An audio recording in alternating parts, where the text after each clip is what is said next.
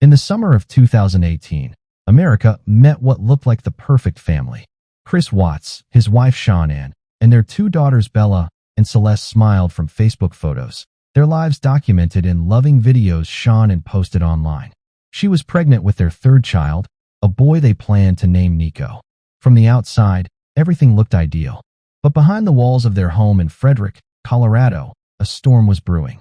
Shanann, vibrant and outspoken, began to notice her quiet husband drifting away. He grew cold, distant, secretive. She sent messages to friends saying something was wrong, that Chris barely touched her anymore. What Shanann didn't know was that Chris was having an affair with a co-worker, Nichol Kessinger, and in his mind, he was planning a new life, one without his wife and without his children. In the early hours of August 13, 2018, Shanann returned home from a business trip. Her friend dropped her off around 2 a.m. inside the house. Chris was waiting. An argument erupted in their bedroom. Shanann begged him to fight for their marriage, for their family. Instead, Chris climbed on top of her and pressed his hands around her neck. Pregnant with baby Nico, Shanann fought desperately, scratching his skin, but Chris didn't stop. Within minutes, she was gone. What happened next is almost too horrifying to believe. Their daughters, 4-year-old Bella and 3-year-old Celeste, were awake. They walked into the room to find their mother's body. Chris told them she was just sleeping, but he knew the truth.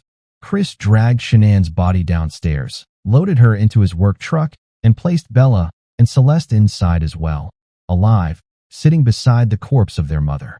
For 45 minutes, he drove them across the dark Colorado highways to an oil site owned by his company. Imagine the silence in that truck, the two little girls whispering questions, asking about their mom. At one point, Bella softly asked, "What's wrong with mommy?" At the remote site, Chris dug a shallow grave for Shanann. Then, in a moment that defies human understanding, he turned to his daughters.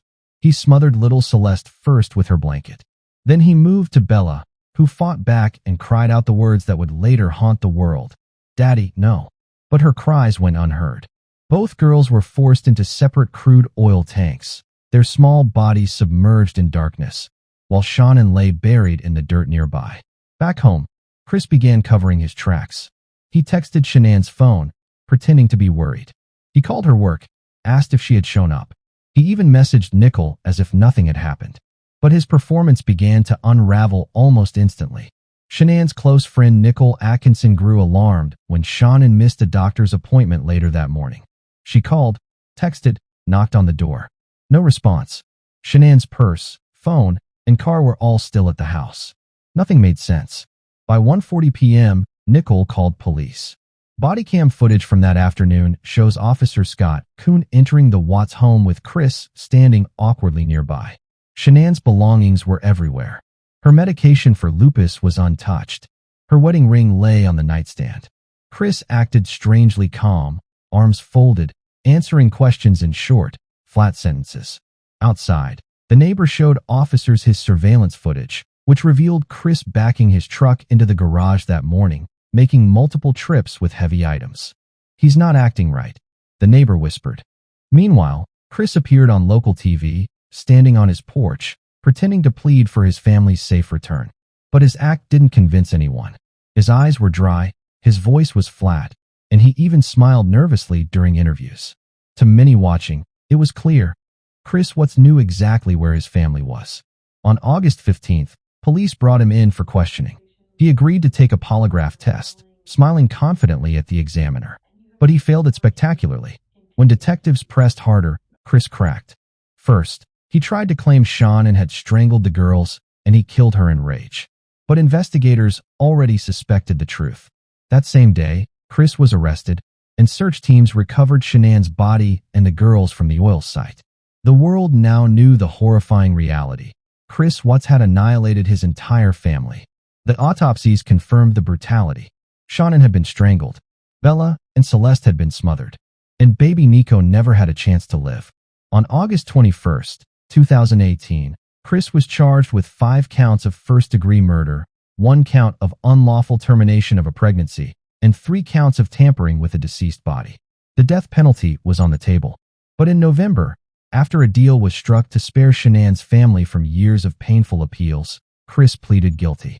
On November 19, 2018, the courtroom was filled with grief. Shanann's parents and brother stood and gave emotional statements. Her father said, "I trusted you to take care of them, not kill them." Her mother begged the world to remember Shanann, Bella, Celeste, and Nico for the love and joy they brought, not the violence that ended their lives. Judge Marcelo Kopkow then delivered the sentence: 5 life sentences without parole, plus 84 additional years. Chris showed no emotion as he was led away. The mask of the smiling husband had finally fallen, and only a killer remained. But the story didn't end there. In February 2019, from his prison cell, Chris gave investigators a chilling 5-hour confession. He admitted that Bella's final words had been, "Daddy, no." He admitted he had planned the murders for weeks. His motive was simple and sickening: to erase his family so he could start fresh with his mistress. Meanwhile, Nichol Kessinger disappeared from public life, changing her name and vanishing after facing threats and harassment. Investigators confirmed she had no role in the murders, but her name would forever be tied to the case.